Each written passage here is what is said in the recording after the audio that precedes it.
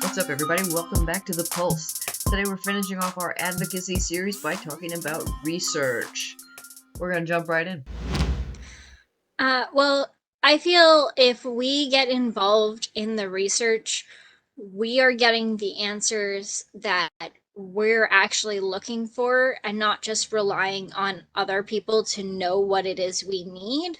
And the right questions are getting asked, and we're there to really understand where other autistic individuals involved in the study are coming from, Yeah. instead of expecting typical individuals to interpret what we're trying to say.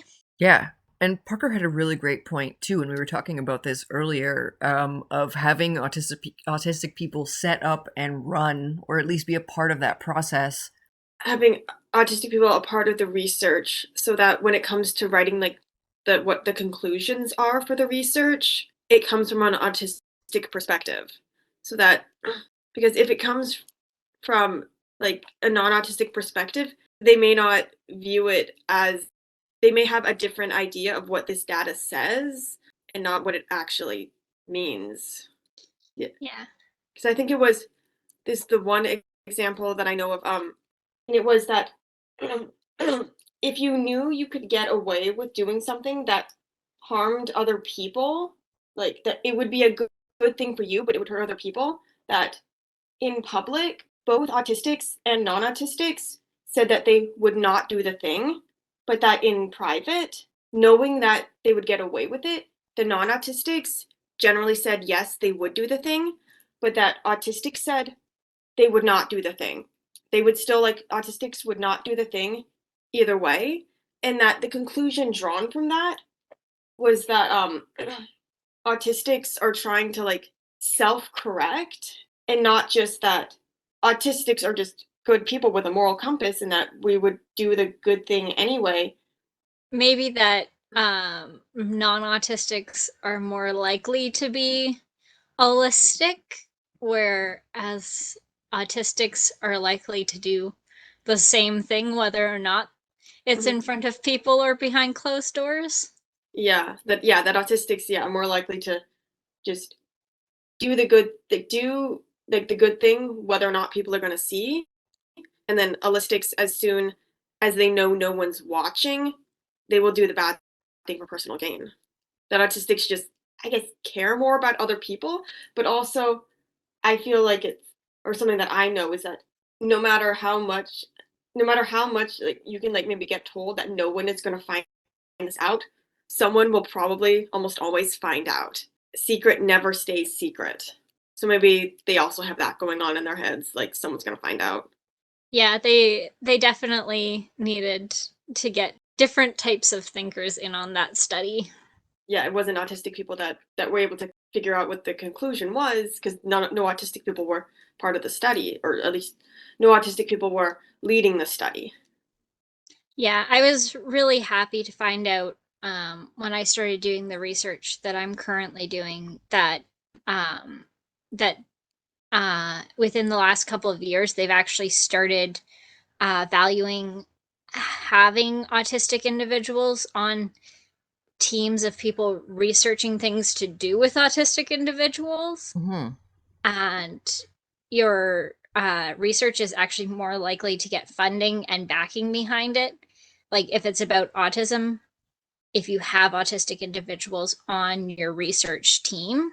And I think that's really good too, because then, like, I know I'm more comfortable answering questions about my autism if I know there's autistic individuals interpreting it who might understand better and are less likely to like judge if I say something that's not typically understood as being the proper way to do something. A lot of times, individuals on the spectrum and not don't know where to go for their research, don't know what questions to ask. And so that's when we rely on other researchers.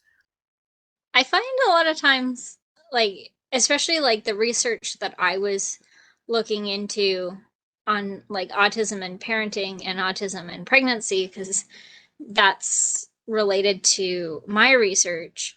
Um, the conclusions that they came up with were just not very useful. It was like, yeah, there's sensory struggles. Yeah, there's communication struggles. I'm like, who are you helping with that? We already know that that's going to be a thing. We're autistic. That's a thing.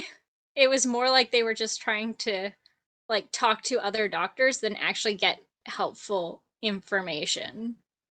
Like there's research that like if you're like autistic, you're more likely to be in like the LGBTQ plus community, but they haven't found like why that is. Like some of us that are like we've come to our own conclusions, but like there's been nothing more than that.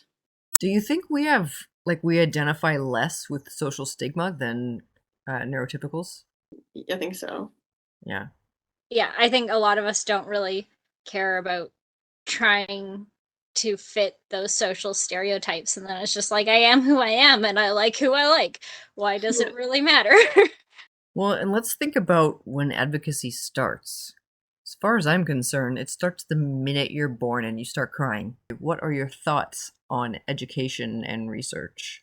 I think like teachers and like any kind of educator should be doing more research on their own of how best to support their students, or like uh, autistic advocacy organizations that can give them some information on how to better support their students, Yep. and other disability organizations as well, if they have students with like ADHD or Down syndrome or anything, because that's where they're going to get their best information on how to support those students. So if you're struggling with something and you don't know what you want to know, where's a good place to start? I think go like really broad. Yeah, and if you're looking for something specific, it might not be there. But if you look, or also if you're looking for something, if you're going very specific, you may not be able to find what you're looking for because you may be asking the wrong question.